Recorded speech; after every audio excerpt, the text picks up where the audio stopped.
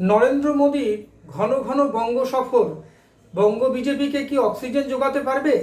আজকে রাজনৈতিক মহলে কিন্তু এই নিয়ে প্রশ্ন চারিদিকে ঘুরপাক খাচ্ছে।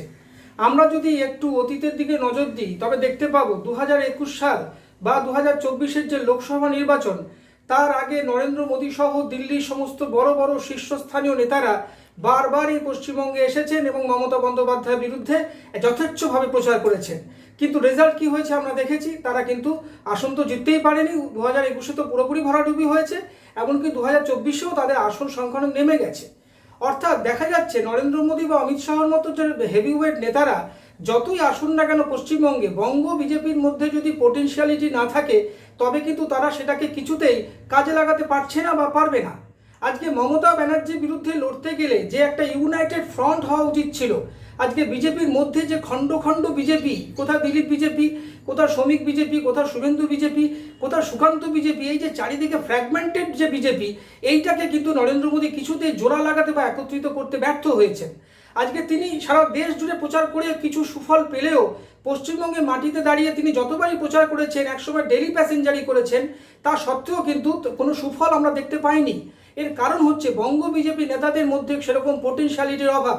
আজকে শুভেন্দু অধিকারী বা শ্রমিক ভট্টাচার্য বা সুকান্ত মজুমদারদের উপরে ভর করে বঙ্গ বিজেপি যদি আজকে এরকম একটা জায়গায় চলে গেছে যে তারা একটা ফ্র্যাগমেন্টেড হয়ে গেছে এবং তাদের কোনো রকমের ইউনিটি নেই, একটা কোনো কোঅর্ডিনেশন নেই, কোনো মিল নেই, এমনকি কেউ কাউকে রেসপেক্টও করে না।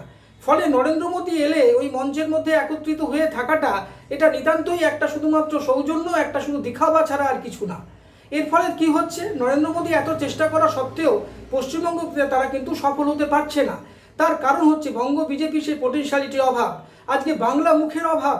আজকে নরেন্দ্র মোদী বা শীর্ষস্থানীয় নেতারা এই যে আজ অব্দি এইটা ঘোষণা করতে পারলেন না যে মমতার বিরুদ্ধে কে তার অপোনেন্ট, কে মুখ্যমন্ত্রী পদপ্রার্থী, আজও কিন্তু তারা ঘোষণা করতে পারলেন না। এটা কিন্তু একটা ব্যর্থতা। আজকে আপনারা যদি দেখুন 2014-তে যখন নরেন্দ্র মোদী প্রথমবার প্রাইম মিনিস্টার হয়েছিলেন, তার আগে কিন্তু তারা কিন্তু প্রজেক্ট করেছিলেন যেটা কংগ্রেস করেনি। এই বিজেপি প্রচার করেছিল যে কংগ্রেসের কে, মোদীর বিরুদ্ধে কে, কিন্তু দেখা গেল মোদীর বিরুদ্ধে কংগ্রেস সেরকম মুখ আনতে পারেনি। আজকেও ঠিক তাই, পশ্চিমবঙ্গের মাটিতে দাঁড়িয়ে মমতার বিরুদ্ধে কোনো মুখ আনতে পারছে না। ফলে প্রধানমন্ত্রী যতই আসুক, যতই ভাঙা ভাঙা আজকে বাংলা বলুক না কেন, বঙ্গ বিজেপি সেভাবে কিন্তু অক্সিজেন পাচ্ছে না। কারণ আপনাকে একটা কথা মনে রাখতে হবে যে নরেন্দ্র মোদী বাঙালি নন। আজকে বাঙালি কালচার, বাঙালি কথা বলা, বাংলায় যে সাবলীল কথা বলা, যে ভাষণ, সেটা কিন্তু আমরা মোদীর কাছ থেকে আশা করতে পারি না। এটা তার দোষ নয়, তিনি যেহেতু হিন্দিভাষী। ফলে আজকে বঙ্গ বিজেপির উপরে যে নির্ভরতা এবং সেই বঙ্গ বিজেপির যে আজকে প্রতিষ্ঠায়িটির অভাব, সেটা বারে বারে আজকে প্রমাণিত হয়ে যাচ্ছে। আজকে শুভেন্দু অধিকারী বা সুকান্ত ভট্টাচার্যরা বা সুকান্ত মজুমদাররা তারা কিন্তু কখনোই সেভাবে দানা বাঁধতে পারছে না। আজকে শুভেন্দু অধিকারী কখনো মমতার বিরুদ্ধে একটা অল্টারনেটিভ হিসাবে নিজেকে তুলে ধরতে পারছে না। এর কারণ হচ্ছে কি, শুভেন্দু অধিকারীর মধ্যে একটা সীমাবদ্ধতা আছে। তিনি পূর্ব মেদিনীপুরে যে জায়গাটা ধরে রেখেছেন ঠিক আছে, কিন্তু গোটা রাজ্যে তিনি কিন্তু বিরোধী দলনেতা হিসাবে বা মমতার প্রতিপক্ষ হিসেবে সেভাবে নিজেকে কিছুতে প্রমাণিত করতে পারছেন না। আর তার জন্য কি হচ্ছে, মোদীর এই যত প্রচেষ্টা সেটা ব্যর্থ হচ্ছে, কিছুতেই তিনি অক্সিজেন যোগাতে পারছেন না।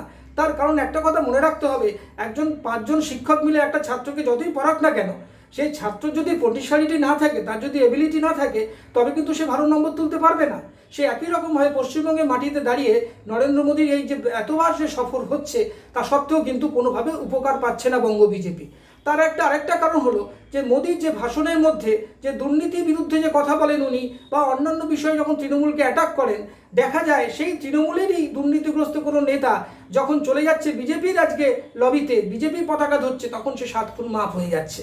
এতে মানুষের মনে প্রশ্ন উঠছে যে শুভেন্দু অধিকারী তো সিবিআই এফআইআর নেম ছিল, তবে আপনারা তাকে দলে নিলেন, তাকে দলে নেওয়ার পরে সেই তদন্ত বন্ধ হয়ে গেল, আজকে সিবিআই তাকে ধরছে না, অথচ সেই সিবিআই কিন্তু প্রধানমন্ত্রী দপ্তরের অধীন। তাহলে দুর্নীতির বিরুদ্ধে এই কথা বলা কি মানাচ্ছে? তাই দুর্নীতির বিরুদ্ধে যে কথা বলা, যে আক্রমণ, সেটা কি সত্যি সত্যি কোনো অ্যাপ্লিকেবল হচ্ছে না, ডাইলুট হয়ে যাচ্ছে। তার কারণ হচ্ছে যে আপনি যাকে অ্যাটাক করবেন, আপনি আচরি ধর্ম পরেরে শিখিও, একটা কথা আছে। আজকে আপনার দলে যদি স্বচ্ছ ভাবমূর্তি আপনি আনতে চাইতেন, তবে দাগি লোকগুলোকে আপনারা বসাতেন, আপনাদের অন্তত মঞ্চে আনতেন না।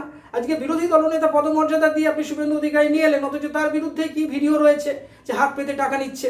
সেটা সত্যি মিথ্যা পরের কথা, কিন্তু মানুষের পারসেপশনটা কি দাঁড়ালো, যে বিজেপিও সেরকম হয়ে যাচ্ছে যে অন্য দল থেকে আসা দাগি কোনো দুর্নীতিগ্রস্ত নেতাকে তারা অ্যাকসেপ্ট করছে, এবং শুধু অ্যাকসেপ্ট করছে তাই নয়, তারা বড় আসন দিচ্ছে।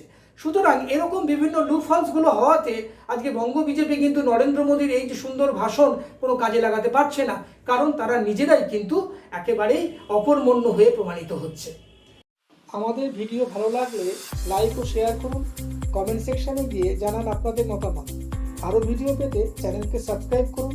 প্রতি মুহূর্তে খবরের আপডেট পেতে প্রেস করুন বেল আইকন।